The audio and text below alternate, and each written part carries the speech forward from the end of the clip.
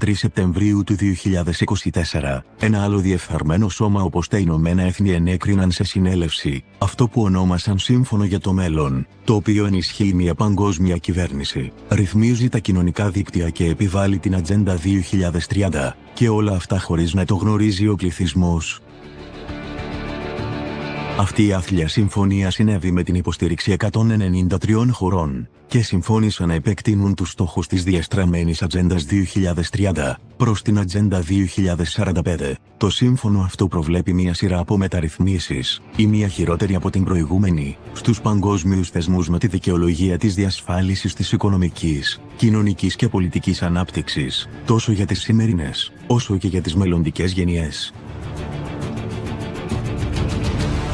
Και όπως μπορούμε να δούμε, μεταξύ των προτάσεων της, υπάρχει ένα τμήμα που επικεντρώνεται στη ρύθμιση των κοινωνικών δικτύων, δηλαδή στη μεγαλύτερη λογοκρισία, στις μεγάλες τεχνολογικές εταιρείες που ήδη κυριαρχούν στον κόσμο, και στην επικίνδυνη και επεμβατική τεχνητή νοημοσύνη. Μεταξύ των μέτρων που προβλέπονται στο σύμφωνο περιλαμβάνουν μεγαλύτερες επενδύσεις σε κοινωνικές, έμφυλες και περιβαλλοντικές πολιτικές, μείωση της εθνικής κυριαρχίας, υποχρέωση των κοινωνικών δικτύων να αποκαλύπτουν τα δεδομένα των χρηστών τους και συμμόρφωση με τους διαστραμμένους στόχους της βιώσιμης ανάπτυξης, της Ατζέντας 2030, ως προϋπόθεση για την πρόσβαση σε δημόσια χρηματοδότηση, μεταξύ των οποίων ήταν η δημιουργία των πόλεων των 15 λεπτών, η ψηφιακή ταυτοποίηση ή τα ψηφιακά νομίσματα που ρυθμίζονται από τις κυβερνήσεις. Πίσω από τη διπλωματική γλώσσα, το έγγραφο κρύβει τον πιθανό έλεγχο των Ηνωμένων Εθνών σε κρίσιμες πτυχές της παγκόσμιας ζωής, που επηρεάζεται από οργανισμούς όπως ο Παγκόσμιος Οργανισμός Υγείας και το Διεθνές Νομισματικό Ταμείο, οι οποίοι ελέγχονται από μια παγκοσμιοποιημένη ελίτ. Το σύμφωνο ανοίγει την πόρτα για παρεμβάσεις στο όνομα έκτακτης ανάγκης, γεγονός που έχει προκαλέσει φόβους ότι τα μέτρα αυτά θα μπορούσαν να χρησιμοποιηθούν για την επιβολή περιορισμών, όπως η διαχείριση πανδημιών ή η επιβολή ενός παγκόσμιου ψηφιακού νομίσματος. Η Ρωσία, το Ιράν, η Βόρεια Κορέα και η Συρία, μεταξύ άλλων, προσπάθησαν να συμπεριλάβουν την αρχή της μη επέμβασης στις εσωτερικές υποθέσεις, η οποία απορρίφθηκε. Το σύμφωνο προβλέπει επίσης τη δημιουργία μιας πλατφόρμας έκτακτης ανάγκης, η οποία παρέχει στον Γενικό Γραμματέα του Οργανισμού Ηνωμένων Εθνών έκτακτες εξουσίες για τη διαχείριση παγκόσμιων κρίσεων, όπως πανδημίες ή οικονομικές καταρρεύσεις, χωρίς πλήρη διαβούλευση με τις εθνικές κυβερνήσεις. Από αυτό που βλέπουμε, λόγω της απορρίψης πολιτικών συμφωνιών, όπως η συνθήκη για τις πανδημίες, οι παγκοσμιωτές προσπαθούν να συγκαλύψουν τα απαράδεκτα τυραννικά τους μέτρα με κάθε τρόπο και προσπαθούν να τα επιβάλλουν με εξαπάτηση μπροστά στη σιωπή ή την αδράνεια των ξεπουλημένων ηγετών. Ομοίως, το λεγόμενο Παγκόσμιο Ψηφιακό Σύμφωνο κάνει τους επικριτές να ανατριχιάζουν, καθώς κατηγορούν ότι ο δρόμος προς ένα ψηφιακό γκουλάνγκ είναι ήδη στρωμένος, λέει ο Αμερικανός ειδικός σε θέματα τεχνολογίας Tim Hinchcliffe. Χαρακτηρίζει το Παγκόσμιο Ψηφιακό Σύμφωνο ως τρομερό και επισημαίνει ότι δεν υπάρχει πλέον ελευθερία έκφρασης στο διαδίκτυο 2.0 του Οργανισμού Ηνωμένων Εθνών. Σε αυτό το ψηφιακό γκουλάνγκ για το οποίο μιλάει, σε όλους αποδίδεται μια ψηφιακή ταυτότητα και όσοι αμφισβητούν το όραμα του Οργανισμού Ηνωμένων Εθνών καταπιέζονται για τη διάδοση ρητορικής μίσους και παραπληροφόρησης. Ο στόχος είναι να καθαριστούν οι πληροφορίες με τη χρήση τεχνητής νοημοσύνης. Ο Hinchcliffe επισημαίνει επίσης ότι στόχος είναι να συνδεθούν όλοι στο διαδίκτυο. Τα 2,6 δισεκατομμύρια άνθρωποι που δεν έχουν ακόμη συμπεριληφθεί πρέπει επίσης να συμπεριληφθούν στο ψηφιακό σύστημα ελέγχου. Το επόμενο βήμα είναι η εγκατάσταση δημόσιων υποδομών με ταυτοποίηση και ψηφιακά νομίσματα. Το τελευταίο βήμα είναι η λογοκρισία των αφηγήσεων που έρχονται σε αντίθεση με την Ατζέντα 2030. Επίσης, η Δόκτωρ Σέριτεν Πένι, Αμερικανίδα οστεοπαθητικός γιατρός, αφού μελέτησε σε βάθος το έγγραφο Σύμφωνο για το Μέλλον, προειδοποιεί: είναι αρκετά εξωφρενικό. Λέει ότι όλοι αναμένεται να έχουν μια βιομετρική ψηφιακή ταυτότητα που θα τους χαρακτηρίζει όχι μόνο ως πολίτες μιας χώρας, αλλά ως παγκόσμιους πολίτες. Έτσι, Οποιοσδήποτε με μια αντίθετη άποψη θα χαρακτηρίζεται ως παραπληροφόρηση ή κακή πληροφόρηση και θα καταγράφεται. Οι υπεύθυνοι για μη εγκεκριμένες πληροφορίες θα ελέγχονται από το σύστημα, το οποίο θα διαχειρίζεται και θα επιβάλλεται από την τεχνητή νοημοσύνη και θα τιμωρούνται. Οι τιμωρίες θα περιλαμβάνουν το μπλοκάρισμα του τραπεζικού τους λογαριασμού, την αδυναμία πραγματοποίησης συγκεκριμένων αγορών, την αδυναμία επιβίβασης σε αεροπλάνο, τη χρήση του μετρό, την οδήγηση σε δημόσιους δρόμους. Αυτό είναι το μέλλον, σύμφωνα με τους αυτοαποκαλούμενους άρχοντας του κόσμου στα Ηνωμένα Έθνη. Of the future, this United Nations, we reported on that last week, and what came out of that was what is called the Global Digital Compact. So this was not a legally binding agreement, but this is kind of a framework, and member states and countries can sign on to this and say, hey, this looks like a pretty good idea. So let's go into this. It's kind of long, but there's a whole section on information integrity, and it says this: we recognize that digital and emerging technologies can facilitate the manipulation and interference with information in ways that are harmful to societies and individuals, and negatively affect the enjoyment of human rights and fundamental freedoms, as well as the attainment of the Sustainable Development Goals. So what are they saying there? It's basically saying, look, we need to curtail your speech because some people may find that it's harmful. It may, come between the enjoyment of their human rights and, oh, by the way, these Sustainable Development Goals, we're trying to change society.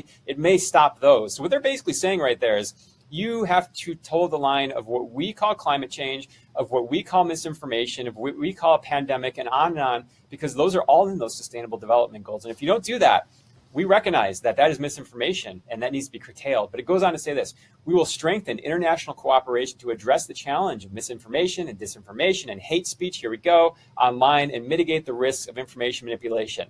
So they're telling you, front-facing, the UN is now, this is equally as important as this climate change scare that's going to end the world we've been telling you about.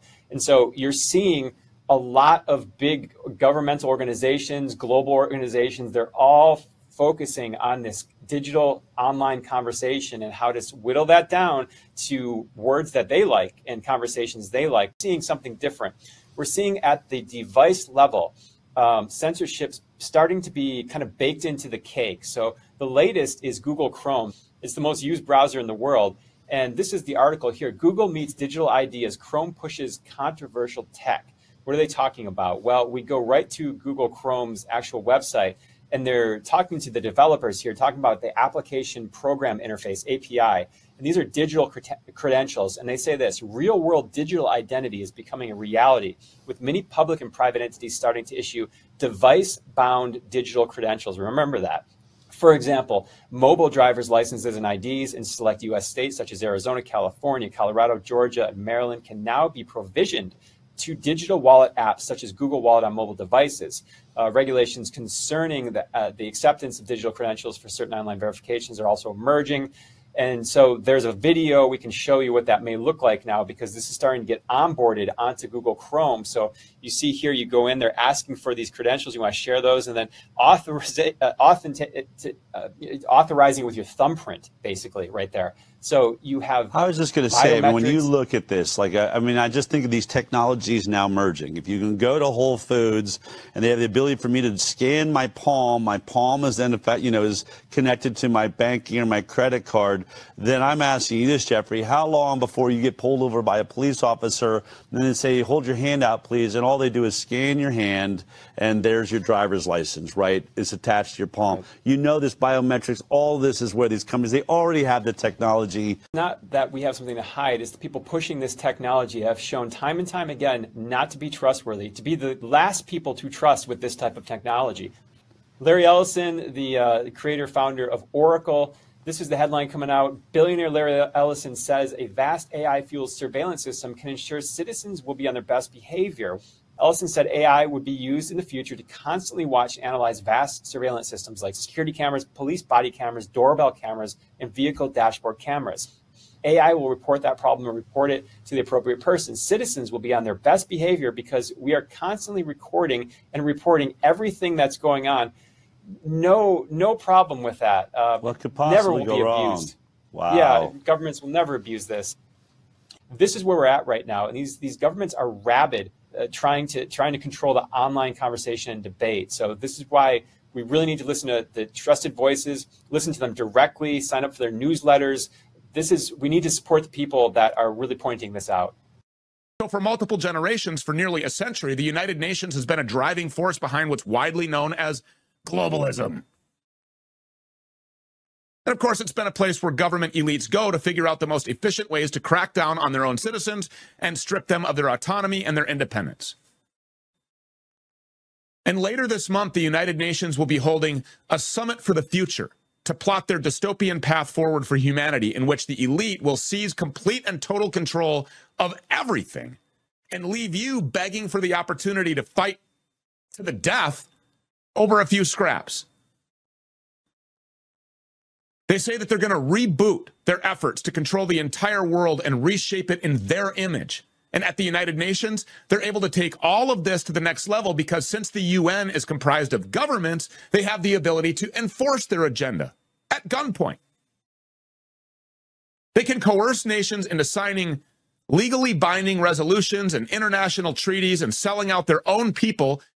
According to an announcement on the summit from UN Secretary General Antonio Guterres, quote, "The United Nations has convened this unique summit because of a stark fact. Global problems are moving faster than the institutions designed to solve them. These people believe that they're allowed to make decisions for the rest of us, and that's exactly what they're going to do. And their decisions are going to benefit them and benefit the continuance of the anti-human Zionist world order that the United Nations has been protecting for its entire existence." And of course, central banking is admittedly a key component of this entire scheme, because Guterres, in the same announcement, went on to say that one of the UN's top priorities is expanding the international banking system into the third world in the name of saving the climate. So, yeah, in other words, attack poor countries and poor people, get them financially hooked into the United Nations system before they start getting their own ideas and going their own way. These people want to implement a central bank digital currency, a global ID program so that they know exactly where you're going, exactly what you're doing, exactly who you're spending money on and who you're spending time with, so that they can shut down your ability to move and your ability to spend or even have money whenever they so choose. And if your government is involved with the United Nations, and almost all of them are, then it's not independent. Your government doesn't represent you. It doesn't represent a sovereign nation, not at all. You're looking at the schedule for the Summit of the Future, and the first day is dedicated to the youth, having the youth lead the way. And it's very much about indoctrinating the younger generations into believing that the United Nations is the next step in humanity. And of course, this is all because they've been indoctrinated since birth to think that the world is about to end. And this is what the entire summit's about. And the fact remains that at the Summit of the Future, the UN is going to sign the Pact for the Future. And that includes an emergency platform, which once it's instituted will allow the UN to grab more powers that nobody ever gave them in the event of as they say, an emergency which shocks multiple regions of the world. And that could be a pandemic, that could be war, it could be economic calamity, whatever they say, essentially, obviously, climate-related stuff. And that's why this is so important. It has been building for the last few years since the UN's 75th anniversary in 2020, when they first announced the intention to organize something like this. And so these psychopaths have convinced themselves that they have the right to do anything that they can get away with. And what they can get away with is diminishing the absolute core of humanity, its very DNA, which is our past, our present, and our future, and then minimizing those few humans, ex-humans, that they allow to survive in a state of endless genetic, social, emotional, nutritional, neurological, cultural, and experiential subservience as an endlessly suppressed underclass that can never rebel. Now, in order to do that, they have to convince us, and now we get to the Pact for the Future. They have to convince us that A, they know more than we do. They don't. B, we need them. We don't. And C, we are in imminent danger of incomprehensible destruction unless they step in and save us, which is not true. What they've said is, first of all, we'll get a council of people who have already been heads of state because they're tried and true and tested, and they've all been vetted by the World Economic Forum and its Young Leadership Training Program. They've all been selected by George Soros, and they've all been compromised sufficiently so that we control them by the very, very center of their being, or we get rid of them. So we've got this circle of puppets called a council of elders. So let's just say we set up an AI, a complex artificial intelligence that makes all the important decisions. We have the fear model, which tells us that we're in a complex global shock, and the AI is the only tool that can figure out what we need. Why do we believe that anything that these people have done, are doing, or will do has anything to do with human good?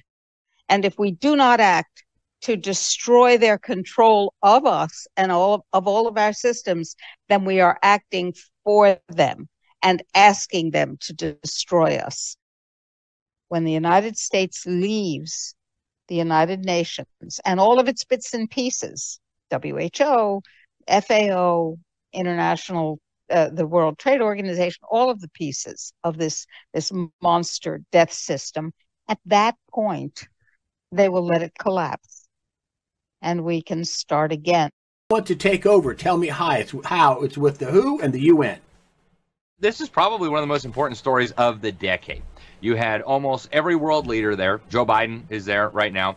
Almost every world leader on the planet, every president, king, potentate, dictator, they're all there. They're all signing what they're calling the Pact for the Future, which in their own words is going to morph the UN from the United Nations into the UN 2.0. And you read the text of this agreement that was adopted by every government on Earth.